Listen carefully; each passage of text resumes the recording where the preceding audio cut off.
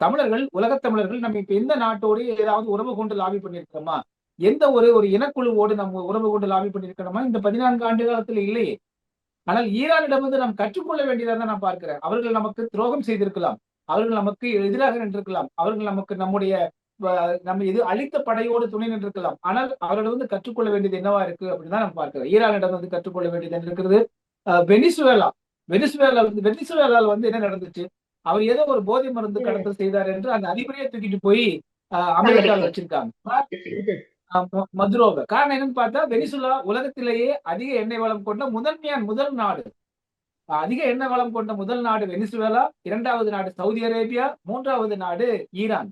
ஆக இந்த 3 நாடுகள் தான் உலக அளவிலான நம்ம கச்சா எண்ணெய்க்கு தேவையான மிக முக்கியமான பங்களிப்பை அளிக்கக்கூடிய நாடுகள். இந்த நாடுகள் இருக்கக்கூடிய அதிபர்கள் எல்லாமே நீங்க வந்து போதை மருந்து கடத்துவனா இருக்கிறான்.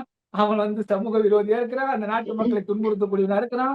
இஸ்லாமிய பயங்கரவாதியா இருக்கிறான். தீவிரவாதியா இருக்கிறான். பயங்கரவாதியா இருக்கான்னா, அது எவ்வளவு பெரிய நகைச்சுவையான ஒன்றாக இருக்கிறது. அது ஏதாவது நிரூபிக்கப்பட்டிருக்கிறதா என்றால் இதுவரைக்கும் இல்ல. அமெரிக்காவாலோ இல்ல இஸ்ரேலானாலோ நிரூபிக்கப்படவே இல்லை. இப்ப செப்டம்பர் 11 தாக்குதலுக்கு சதாம் ஹுசேன் தான் காரணம் என்று சொன்னாங்க. ம். அதற்கு எந்த விதமான சான்றுகளையும் அவர்கள் கடைசி வரைக்கும் நிரூபிக்கல. ஆக அமெரிக்காவும் இஸ்ரேலும் கட்டமைக்கக்கூடிய இந்த பொய்யை வந்து நாம மிக முக்கியமா பார்க்க வேண்டியிருக்கு.